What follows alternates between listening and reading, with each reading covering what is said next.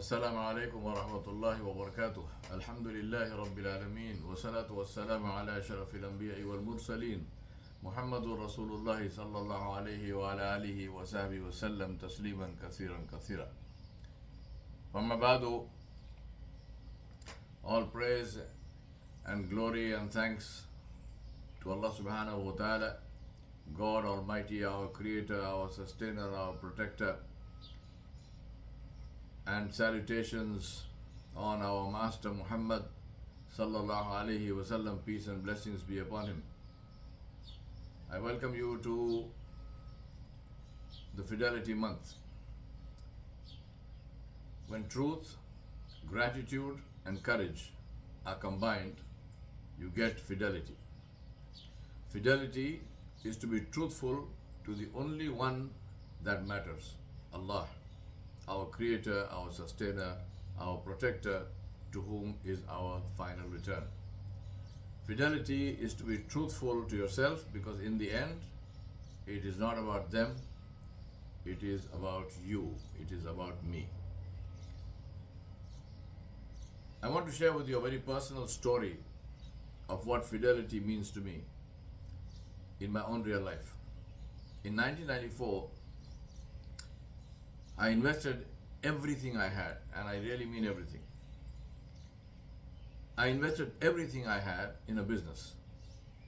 For various reasons, a year later, I urgently needed more funds. I had none. I couldn't even borrow the money because I had no collateral to offer. I was very worried. One day, my dear friend Bertie Suarez, he came to my house and he took one look at my face and he said, "What's wrong?" I said to him, "Nothing is wrong." He said, "Like hell, I know you. Something is seriously wrong or you wouldn't look like this. Tell me, what is it?" I tried to dodge it, but he wouldn't let me dodge it. He forced me to tell him.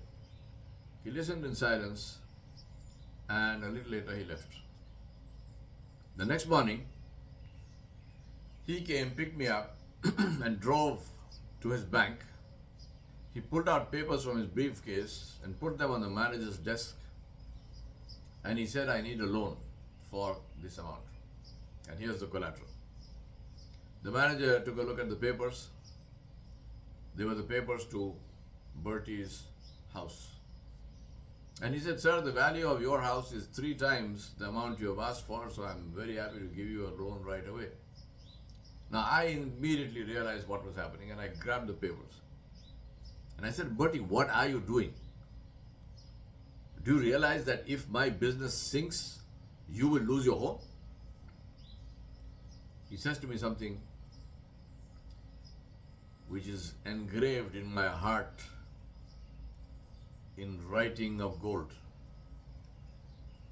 He said to me, "What is the good of my owning a house if I cannot help you when you need help?" I still didn't take the loan. Some years later, Bertie passed away. He's no more. But his memory lives with me constantly. And there is a hole in my heart which will never be filled. I told you this very personal story to show that fidelity is not about exhorting others to it, but about choosing to put our own time and money where our mouth is, and to be faithful to our Creator and to our fellow creatures. Fidelity is about choosing to act according to our principles and being willing to pay the price. Because to do the opposite is not free. It is infinitely more costly. Fidelity is constancy. It's not a one-time thing. It is an all-the-time thing. And fidelity defines us. Ya Allah, Ya Rahman, Ya Rahim, the most beneficent, the most merciful Lord, we praise you and thank you for all you have given us in your great and unmerited generosity. Please help us to remember who we are and whose we are. Grant us the grace to unite as one people in turning back to you with all of our hearts and all of our souls and all of our minds. Cleanse us of all that separates us from you and help us to cultivate the virtues we need this day and always, so that we may grow in fidelity to you who are always faithful, and to our spouses and families and to our communities and to our countries, and thereby live in accordance with your holy will. In your boundless mercy and loving kindness, Ya Allah, O Almighty God, please heal us and restore our land and this earth. O our Rabb, our Creator and our Sustainer, to you is our return. Rabbi lakal hamdu kama yanbaghi li jalali wajhika wa azimi sultanik. All praise and thanks are to you and for you, in keeping with the glory of your countenance and the magnificence of your kingdom.